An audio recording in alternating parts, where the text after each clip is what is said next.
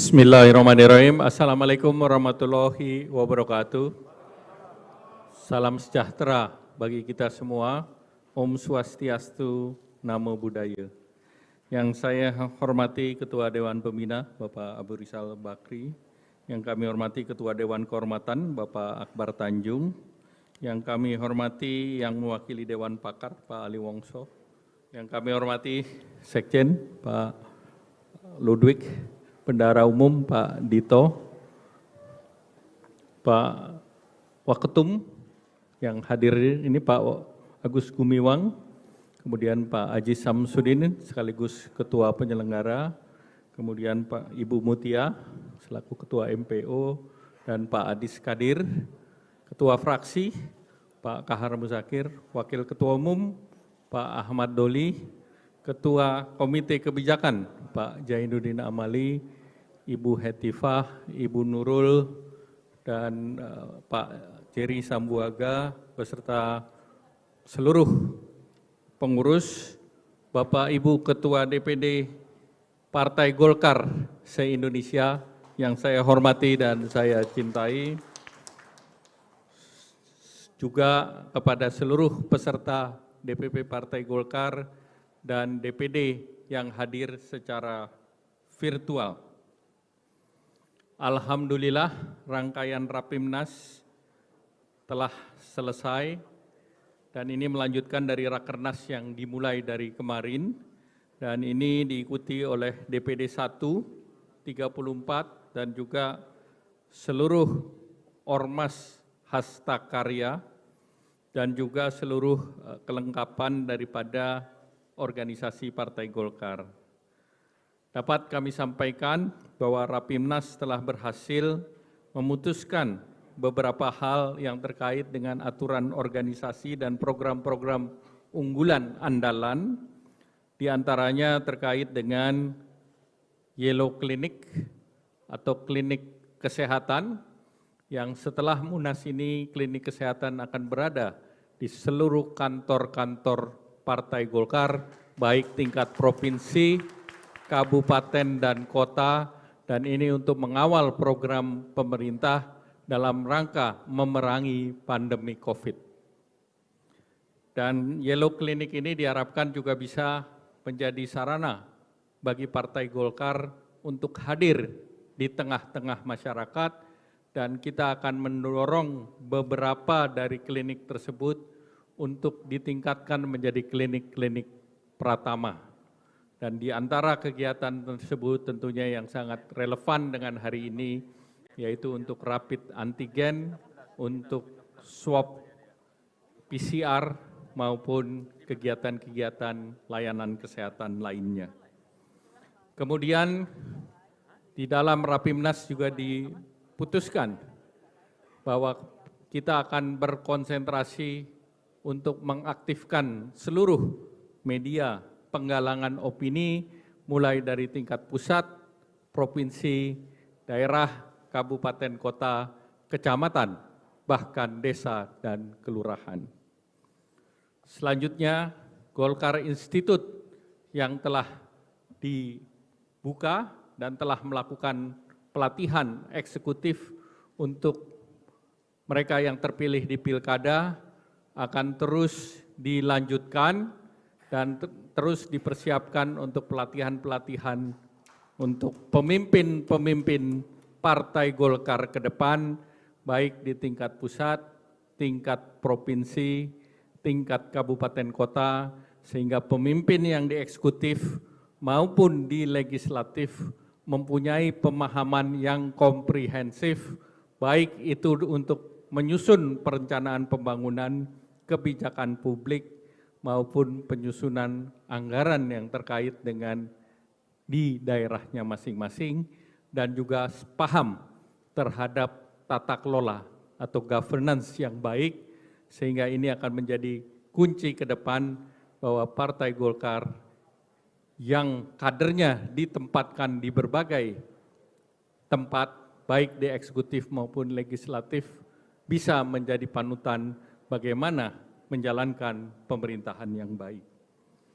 Selanjutnya, Rapimnas juga mengambil keputusan-keputusan yang sifatnya strategis, namun keputusan strategis tersebut bersifat internal karena sifatnya strategi pemenangan, untuk itu pemenangan pemilu legislatif, pemilu presiden maupun pilkada, sehingga sifatnya strategis maka tidak diumbar kepada publik. Selanjutnya, saya ingin menyampaikan beberapa hal yang terkait dengan pernyataan politik, dan untuk itu beberapa hal akan saya sampaikan, yaitu yang pertama, sebagai agen pembangunan yang berhaluan karya kekaryaan, Partai Golkar berperan menjadi payung bagi semua elemen bangsa untuk bersama-sama mengamalkan Pancasila, menjaga keutuhan NKRI, serta melaksanakan pembangunan yang berdasarkan ideologi Pancasila. Dalam kaitan tersebut, Partai Golkar mendorong kebijakan pemerintah yang bertujuan untuk memperkuat pengamalan nilai-nilai Pancasila secara edukatif, inovatif, terutama kepada generasi muda atau generasi milenial.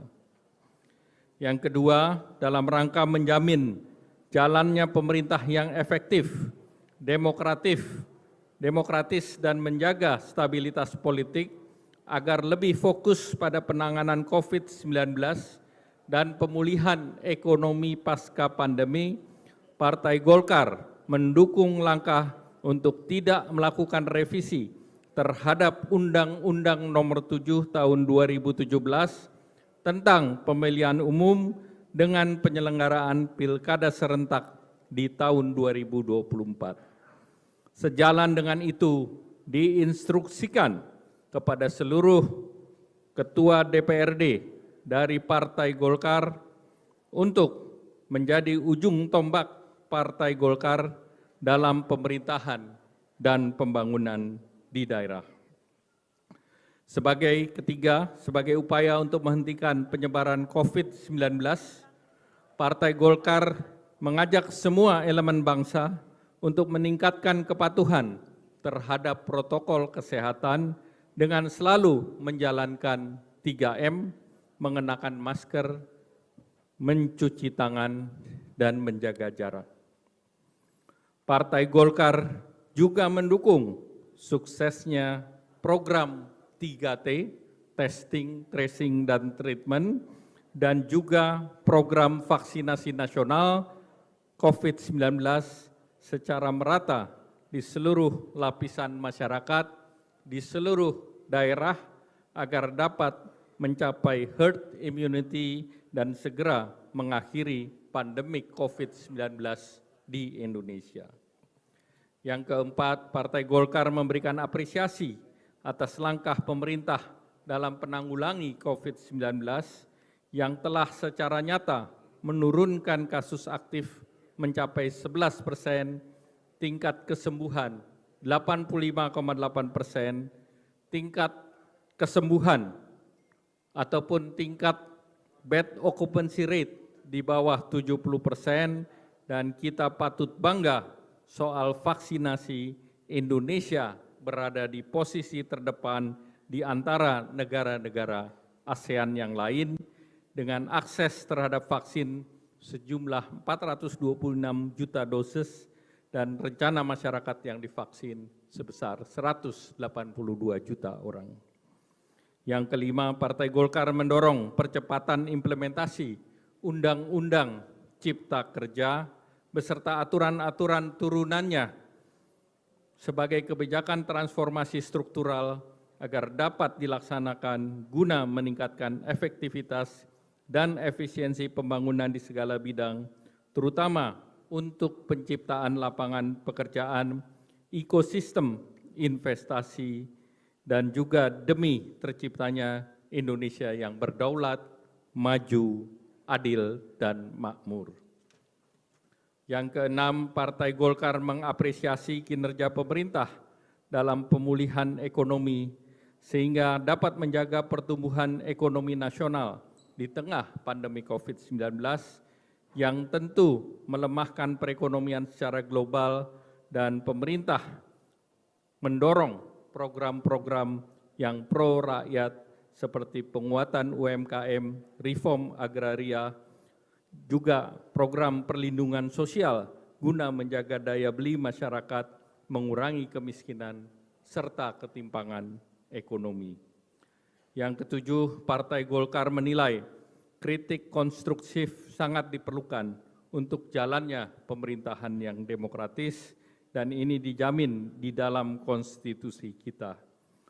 Partai Golkar tentu melihat bahwa kebebasan berekspresi dan berpendapat tidak boleh disertai dengan isu-isu politik identitas, radikalisme yang berbasis paham keagamaan yang sempit, ujaran kebencian, penyebaran berita hoax yang mengandung unsur-unsur provokasi, hasutan yang berpotensi menimbulkan keributan, perpecahan, mengganggu persaudaraan, dan tentunya tidak diinginkan untuk menjaga persatuan dan kesatuan bangsa.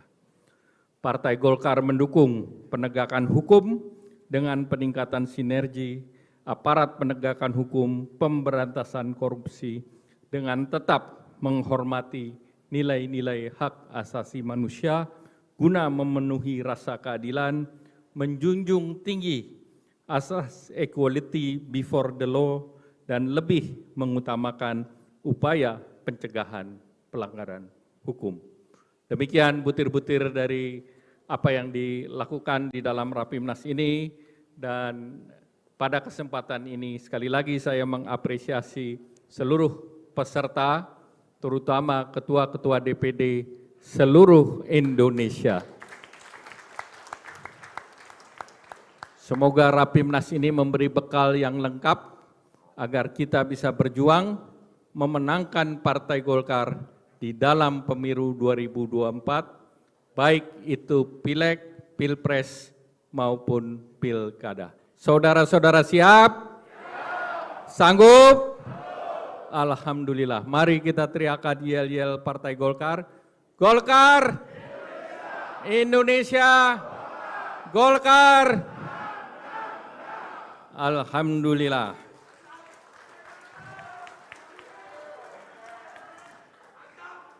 Maka dengan mengucapkan Alhamdulillah, maka Rapimnas Partai Golkar saya tutup.